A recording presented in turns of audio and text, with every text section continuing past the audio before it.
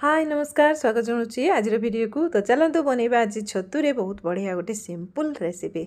तो यहाँ बहुत ही झटपट बनीज आपण मैंने पूरा झटपट बनईकी खाईपर आ बहुत टेस्टी भी लगे। तो मुझे केमती बनाऊँगी चलते देखने। तो ये कढ़ कढ़ छतु एमती आसाला धोई धाई सफा करके एमती काटिकी नहीं। तो आलू भी ता सहित एतिकी नहीं सहित छतु बास मिसेकी एतिकी नहीं नेबा। ये चलतु बहुत सिंपली बहुत सहजरे गोटे बढ़िया से गोटे छतुर रेसिपी बनइबा जोटा कि छतु बाटी बसा। तो तापाई मुझे ये पियाज काटिकी टमाटो रसुण अदा एमती चॉप करके नहीं आउ आमर प्रोसेस स्टार्ट करदे। तो ये बास फास्ट मु पियाज को ऐड कर नेली।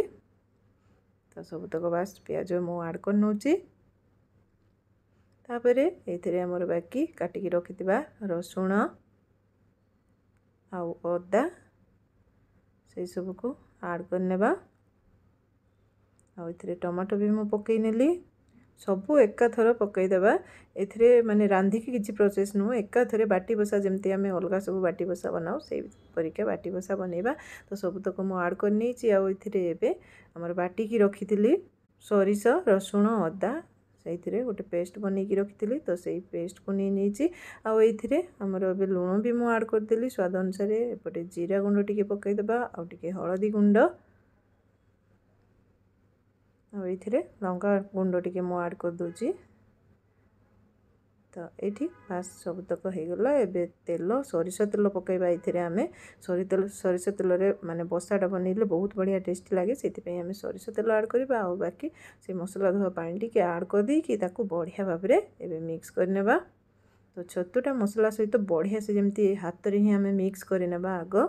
तो सबू गली नेबा एमती हाथ रे गलिले बढ़िया से मिसीज और बढ़िया लगे बढ़िया से आमर बास छतुटा को आलूटा को बढ़िया से मसला से मु मिक्स कर नौची। यहाँ बहुत इजी बहुत सिंपल पूरा झटपट बनवा। बास तापर सब मिक्स करके बसैबा। तो देखो ता कलर एबेरु एमती आसी जाइए।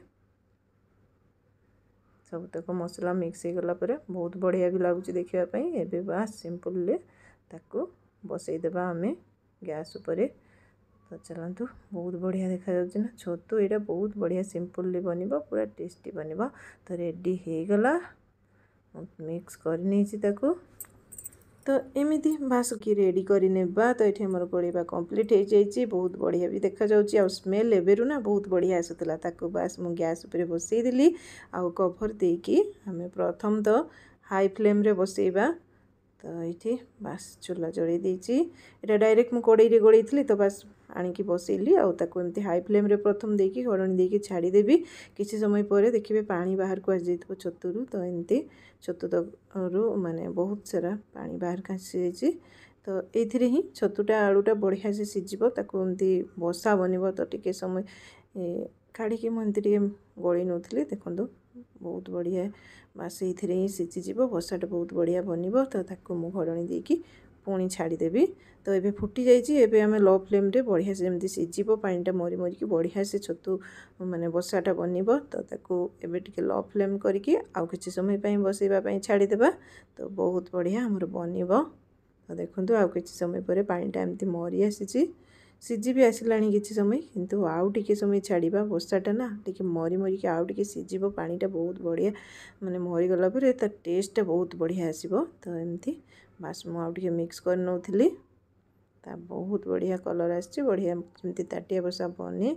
तो सेमती बास देखा जाउची देखंतु पूरा टेस्टी लगिलानी एबेरु। बट आउ टिके समय मु बसैकी छाड़देवी। तो ये सिंपल बनइब बास झंझट बेसी नहीं। तो एमती आउ किसी समय पर पानीटा एमती देखंतु मरी जाइए आउ टिके सीझी जाइए आलू छतु बढ़िया भाव में बास मिक्स हो जाइए। तो आमर ये छतु आलूर माने बसा जोटा ताटिया बसा से टाइप आमर बनिकी एमती रेडी कर नहीं। तो एमती आपण मैंने भी बनातु सिंपली भाव में बहुत बढ़िया लगे पूरा टेस्टी लगे। तो ये बास आमर बनिकी रेडी हो गला। तो देखापी लगुच ना बहुत ही बढ़िया पूरा सिंपली इजी पूरा झटपट बनइब एमती बनईकी खाई नियंतु पूरा टेस्टी टेस्टी बनइब। तो ताकू मु एबे सर्व करनेबी। तो देखा जमती सुंदर लगुच ना खाइबा भी बहुत बढ़िया लगुच। ये पखाड़ सहित हो कि गरम भात सहित हो बहुत टेस्टी बास एमती बनईकी खाई नियंतु पूरा टेस्टी टेस्टी बनइब छतुर ताटिया बसा तो एमती मु भी बनै नहीं। तो आपण मन को वीडियो जदि भल लगी निहाती लाइक शेयर सब्सक्राइब करनियंतु एमती सपोर्ट करू थांतु। आशा करछि वीडियो तो निहाती भल लागुथबो एमती सपोर्ट निहाती करू थांतु। तो छतु देखिया पे लागुछि ना पूरा टेस्टी टेस्टी। तो रहिली नमस्कार जय जगन्नाथ।